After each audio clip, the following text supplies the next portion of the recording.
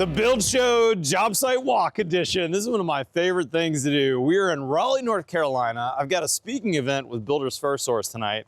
And so they lined up several customers for me to go to job sites to see some cool things. On this video, I think we've got 3 or maybe even 4 job sites we're gonna hit, show you how they build in Raleigh, show you some details I like, and we'll even maybe recommend some things that a few people could go to the next level on. That being said, today's Build Show from Raleigh, let's get going.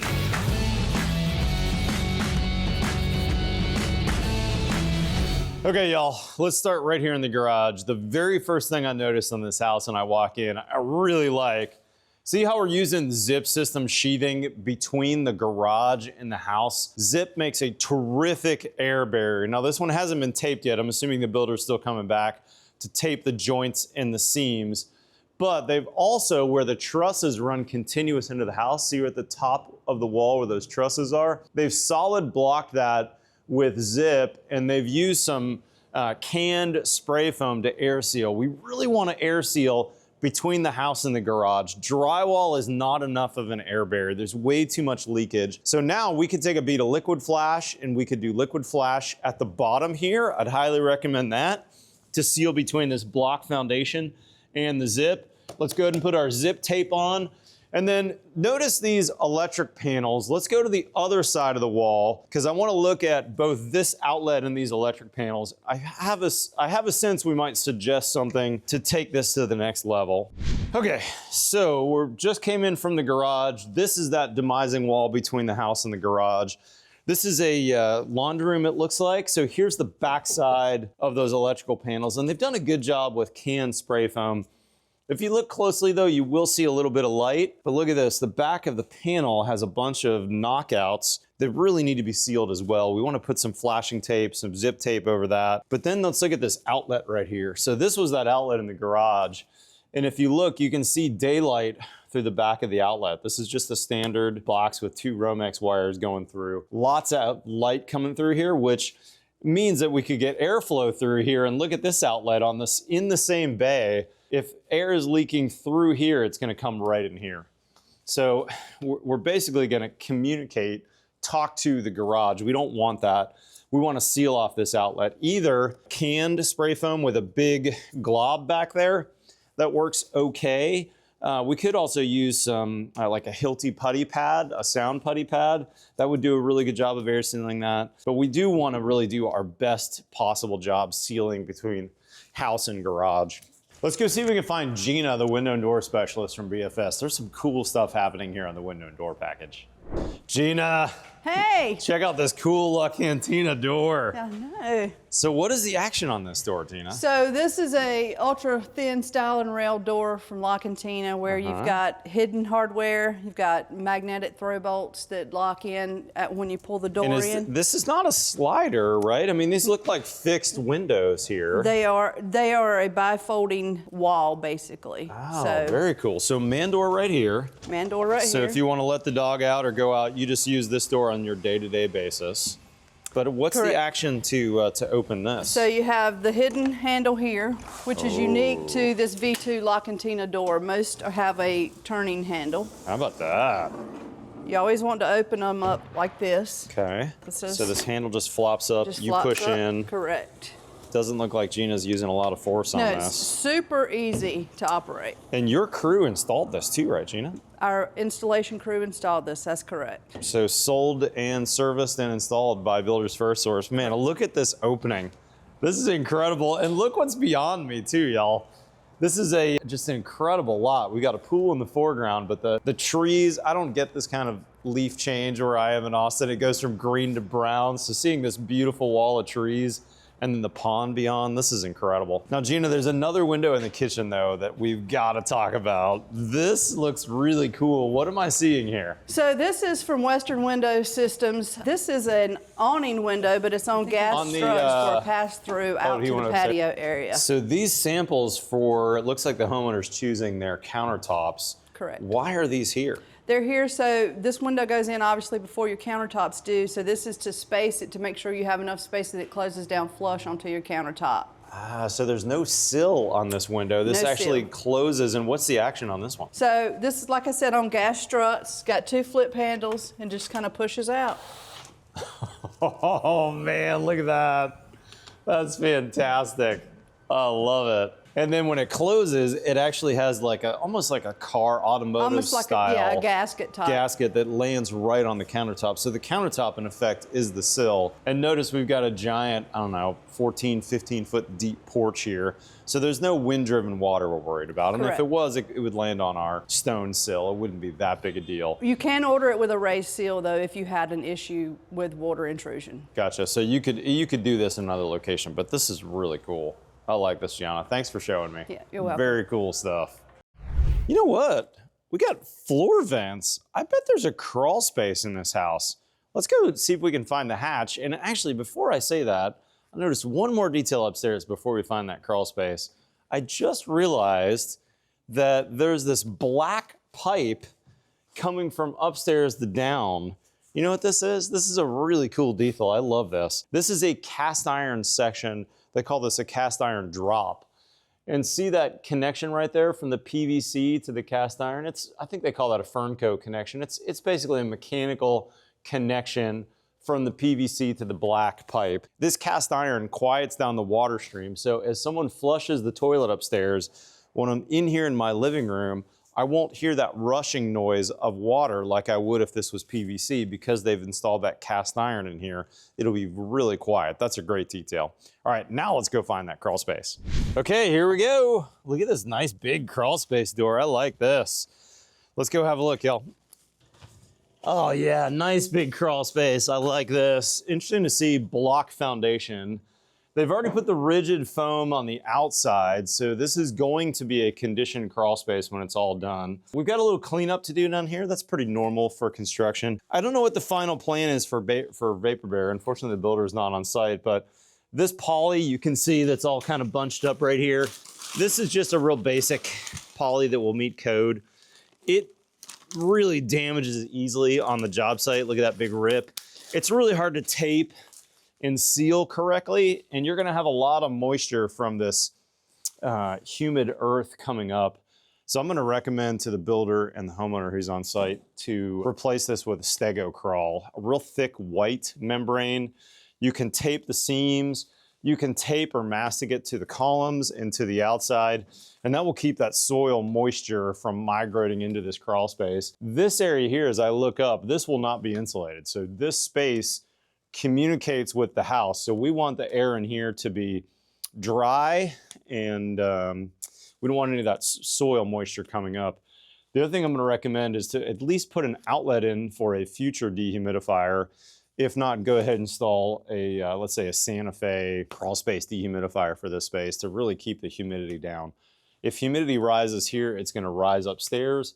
And we really want to make sure that high humidity crawl spaces are a thing of the past. We see all kinds of nasty stuff when we get high humidity down here. So other than that, this looks great. Just a couple minor changes and I think we're good to go.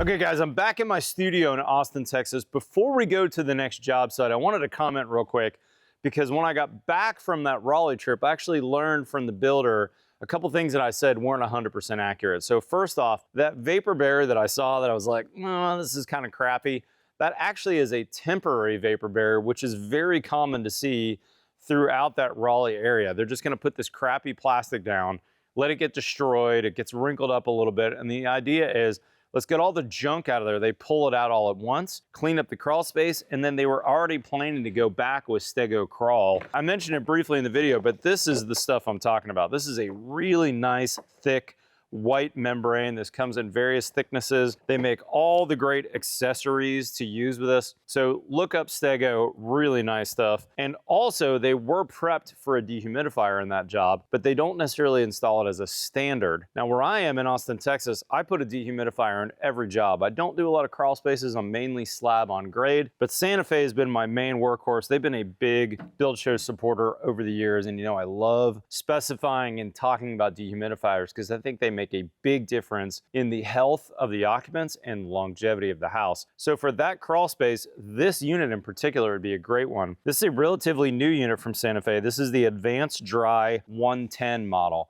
Now the 110 stands for 110 pints of water removal. That's almost 14 gallons if it's in temperatures of 80 degrees Fahrenheit and 60% relative humidity. Don't forget though, when the specified numbers aren't quite there, that water removal goes down. So they put it on their spec sheet. If the temperature goes down to 65 degrees and we have 60% relative humidity, there's actually less water in the air because it's colder, not hotter. This model goes down to 70 pints, which is still 8.75 gallons. And oh, by the way, at those temperatures and relative humidities, it's only drawing 4.1 amps. So this unit is a really nice standalone. Comes with a 10-foot cord. You're just going to plug this right into a 110 outlet. And this model in particular is cool because you can actually add ducting. It has 2 exhaust ports, one on this side and one on this other side.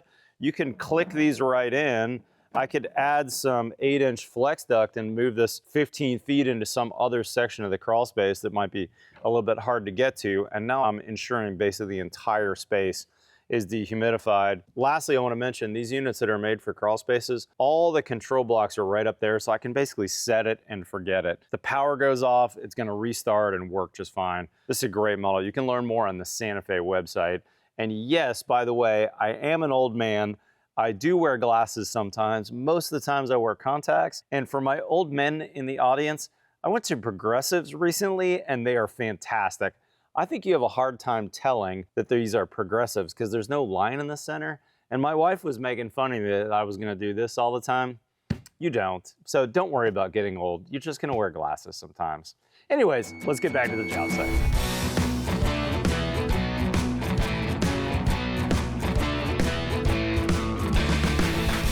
All right, guys, let me introduce you to Grady with Golden Leaf Building Company. Grady, I walked up to this house and I thought, you know, this builder may have watched a build show or two before. Once or twice. So full zip system sheathing, it was the first thing I noticed. And I could tell from the street that there was something different about this house because of this gray through-wall flashing that I don't see very often.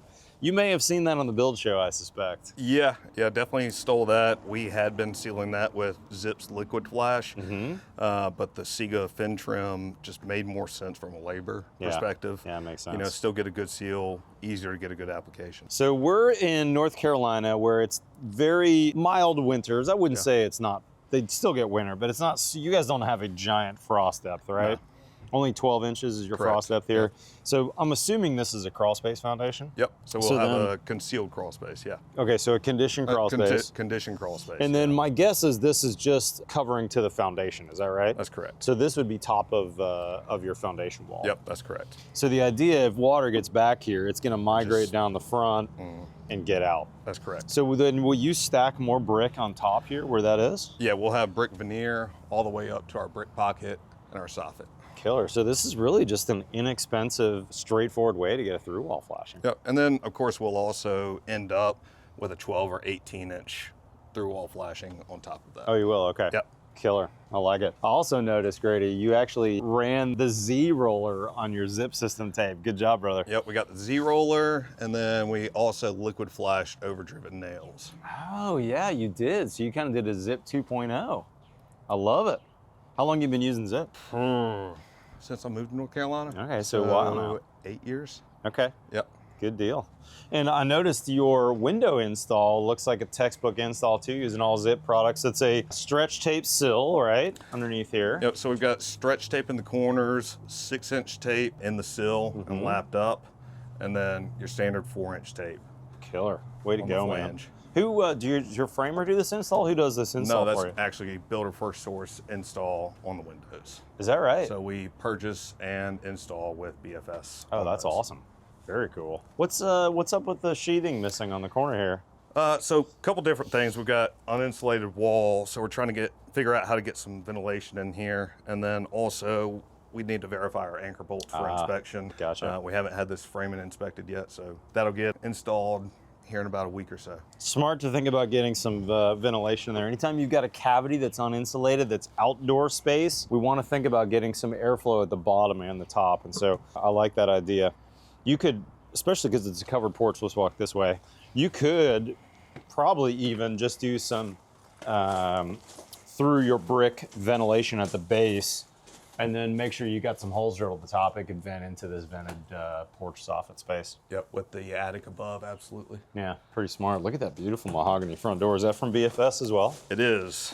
That is a DSA door, correct. Oh man, look at this beautiful yellow subfloor. What am I seeing? That's obviously Huber Advantech X Factor. We were an early adopter on that and just kind of fell in love with it and haven't stopped using it. Man, it's a pretty product. I use this on my house too. Have you had any rain on this subfloor at all? Yeah, no issues whatsoever. And obviously easy to ride on. Rain goes right off of it. Our last build, we actually built in the winter and we got 4 inches of snow on it. Is that right? And it sat on there for a couple days. I mean, we came and shoveled it off and then more came. And then kept going. Yeah, but no issues whatsoever on that project at all. Fantastic. Now I'm noticing floor vents, so I'm guessing your conditioned crawl space has some HVAC equipment. Yep, we'll have supplies in there, and then we've got the registers installed as sacrificial registers. Oh, gotcha. So, I mean, in this climate, even during the winter, things are wet, humid. We don't want to get to trim outs and have a petri dish down there. So we'll have the crawl door open, blowing a fan and a dehumidifier. And then that is open, not connected to duct, so that we get airflow through that crawl space. Gotcha. And then what will your crawl space finish with? How will you, what will you do at the end? Thermax on the foundation walls, rigid foundation, and then Stego Crawl on as the vapor barrier. Oh, very cool. And the Stego Crawl's down now, or you do that later in the process? That goes down later at the end. Right now, we've just got a temp vapor barrier down Oh, there. fascinating. And so do you have a sub that comes in and does that Stego Crawl for you? Yeah, it's our installation partner, Live Green. How about that? That's Yep. awesome. They do Very everything, cool. our insulation, air sealing, and seal crawl. Killer. That's a great detail to be able to do that later. That way it's nice and clean for your homeowners. It looks awesome. It looks There's like a no hospital construction. down there at the end. Is that right? Yeah, Looks they like you eat off they the get in floor. there, get all the trash out, all the nasties out, and yeah, it looks great at the That's end. awesome. Way to go, Grady. Next thing I noticed when I walked in, Grady, you've switched to a different type of stud in a few places. Yes. I think I know, but why don't you clue these guys in? What's going on here? Yep, so we use engineered studs, either LVL or LSL. Everywhere we have wall cabinetry or wall tile, upper cabinetry or wall tile. That way we end up with a true surface, not worried about bowing, warping, crowning, any of that. If I had a 6-foot level and were to shove it up against this wall, it would be dead flat. Yep. That's the beauty of it. So Exactly. now all my tile finishes, all the cabinetry just lives in a perfectly flat space. Correct. Really smart. I do like how you're painting your floor to show where appliances are, like a dishwasher here. Now the plumber knows exactly what's inside the island. Your HVAC guy knew exactly where to cut the ductwork. Have you guys been doing that detail very long? Yeah, absolutely. That's a long-term detail. Our cabinet provider actually does that. They come out, you know, after we have our cabinet package designed and everything. Once we're framed up, they'll field measure and lay everything out. And then additionally, we've got our cabinet layout stapled to the walls everywhere, and also QR codes for the guys in case wind comes through and pulls it off or anything like that. So these are all available on your QR code too. That's Is that correct. your own system or is this Jobsite codes? No, that is our own system. We use Hover Code, and that they allow us to upload our logo on there, personalize it, Killer. and brand it. That's awesome, man. Way to go. I love it. Good looking house. Impressive. I noticed some Smurf tube in a few places, or Yeah. I guess typically Smurf tube is, here's one right here actually. I want to ask Oh you yeah, about that's this the one. one that goes from the crawl This to the is attic. orange. Normally I think of Smurf tube as the blue version, but this is probably a low volt or a future pipe. Yeah, that's low volt, and we've got from the crawl space up to the attic in case we ever need to add a feed anywhere. Just kind of not future proofing, but helping you know, if it's very needed. smart. And this one's doing TV, obviously. That's correct. So this is a super inexpensive detail. All he's doing is putting a, well, in this case, you actually have your wiring ready, but could be a pull string in there. So that TV that's mounted on the top has a spot over here that you could have all your low voltage equipment coming to the side. Yeah, and that'll actually finish out. They won't have that there. I need to talk with them actually about that. I'm glad we made the video. He just finished up while y'all were getting here, Is so that I right? didn't have a chance to walk everything. That's funny. Is there living space above us? What am I seeing? It looks like you've got living space up there, but I wasn't sure. No, it's all floored attic, unconditioned attic. 1,600 square feet of unconditioned attic. What? Yep. Oh my gosh, 1,600 square feet of attic? Yep. We gotta go up and see that. I'll meet you upstairs. So Matt, up here we've got our big bonus room over the garage. Oh man. But back here is what I was talking about with that attic space. This has got to be the biggest attic I've ever seen. I love it. Yep, so it's fully stick framed, fully floored. Went ahead and put our 5-foot knee walls everywhere, in addition to our rafter support walls. This is incredible, and so little lumber in the way too, really.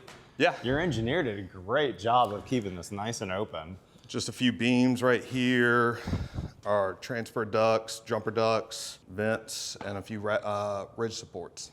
And your engineer designed this so you've got a ridge beam with only a couple of supports coming down. Yep. So I mean, this could be absolutely massive storage space for your Yeah, clients. absolutely. Like I said, they're gonna get rid of 3 storage units and just put it all up here.